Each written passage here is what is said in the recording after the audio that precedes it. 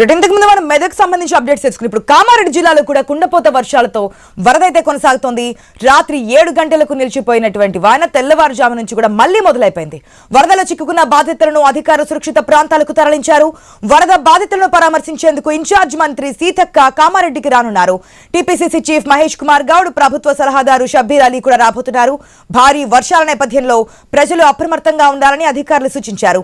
అత్యవసర పరిస్థితుల్లో 100 నంబర్కు లేదా కలెక్టరేట్లోని హెల్ప్ లైన్ నెంబర్ 08468220069 కు కాల్ చేయాలని సూచించారు అధికారులు.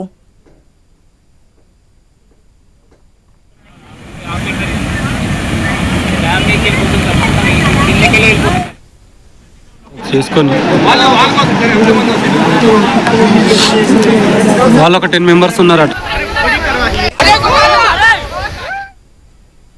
నిజామాబాద్ లో జోరు వానతో శ్రీరామ్ సాగర్ ప్రాజెక్టుకు భారీగా వరద వస్తోంది.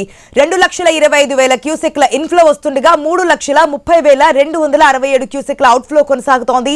ప్రాజెక్టు పూర్తి స్థాయి నీటి మట్టం 1,091 అడుగులు కాగా ప్రస్తుతం 1,087.70 అడుగుల వరకు నీరు వచ్చింది.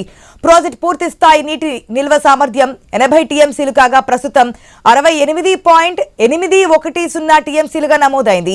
దీంతో 39 గేట్లు ఎత్తి నీటిని దిగువకు విడుదల చేస్తున్నారు అధికారులు.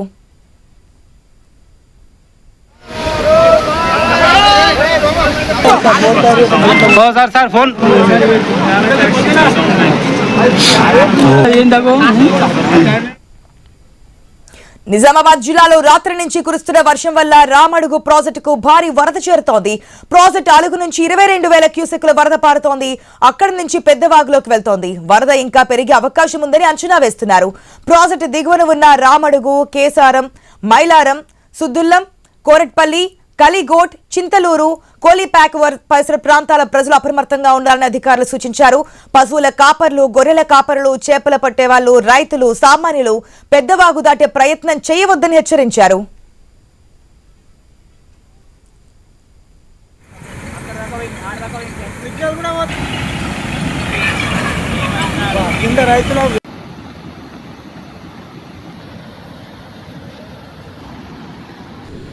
నిజామాబాద్ జిల్లాలోని పోచారం ప్రాజెక్టుకు వరద తగ్గింది. దీంతో లోతట్టు ప్రాంత ప్రజలు ఊపిరి పీల్చుకున్నారు.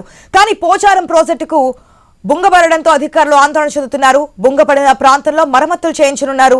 అయితే ఇంకా స్టిల్ వర్షం పడుతూనే ఉంది. అధికారులు అయితే శ్రమిస్తూనే ఉన్నారు. ఇన్ఛార్జ్ మంత్రి సీతక్క కూడా ఈ రోజు వెళ్లే ఛాన్స్ అయితే కనిపిస్తోంది. పూర్తి అప్డేట్స్ మా ప్రతినిధి శ్రీకాంత్ ద్వారా తెలుసుకుందాం. Good morning Srikanth.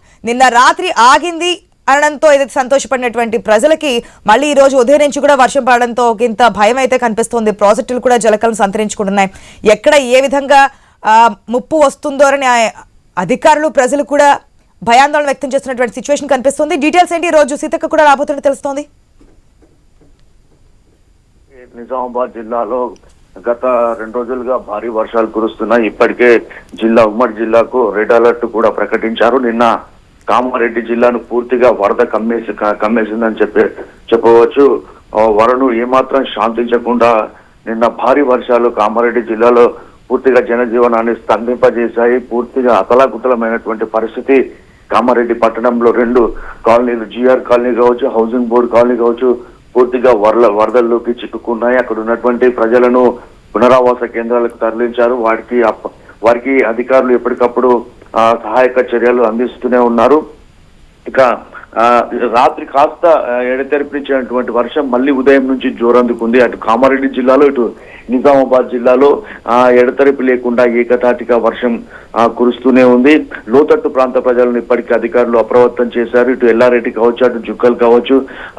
ఎల్లారెడ్డి ప్రాంతంలో ఎమ్మెల్యే మదన్ మోహన్ రావు, అలాగే జుక్కల్ ప్రాంతంలో, జుక్కల్ నియోజకవర్గంలో ఎమ్మెల్యే తోట లక్ష్మీకాంతరావు తన హుటాహుటిన పర్యటనను రద్దు చేసుకుని నియోజకవర్గానికి చేరుకున్నారు.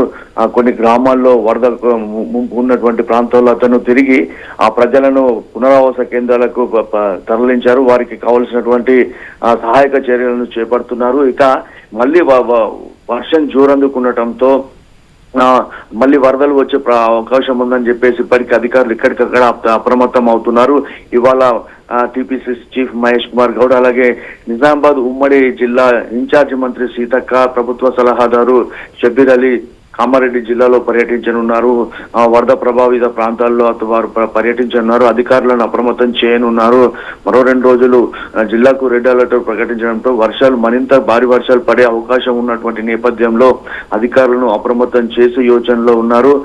ఇక జాతీయ రహదారి ఏదైతే హైదరాబాద్ నుంచి నిజామాబాద్ కామారెడ్డి వైపు వచ్చేటువంటి జాతీయ రహదారి 44 పైన కూడా భారీగా వరద నీరు చేరింది. కాస్త తగ్గుముఖం పట్టడంతో వాహనదారులు, ఎందుకంటే కాశ్మీర్ టు కన్యాకుమారి వరకు ఉండేటువంటి ప్రధాన రహదారి కావడంతో అక్కడ అధికారులు అక్కడ ట్రాఫిక్ ని క్లియర్ చేసే పనిలో పడ్డారు. మరో ముఖ్యమైనటువంటి విషయం ఏంటంటే పోచారం ప్రాజెక్టుకు ముప్పు తగ్గిందని చెప్పవచ్చు. ప్రస్తుతం వరద తగ్గడంతో బుంగ పూర్తిగా క్లియర్ అయింది. అధికారులు దాన్ని పూడ్చే ప్రయత్నం చేస్తున్నారు.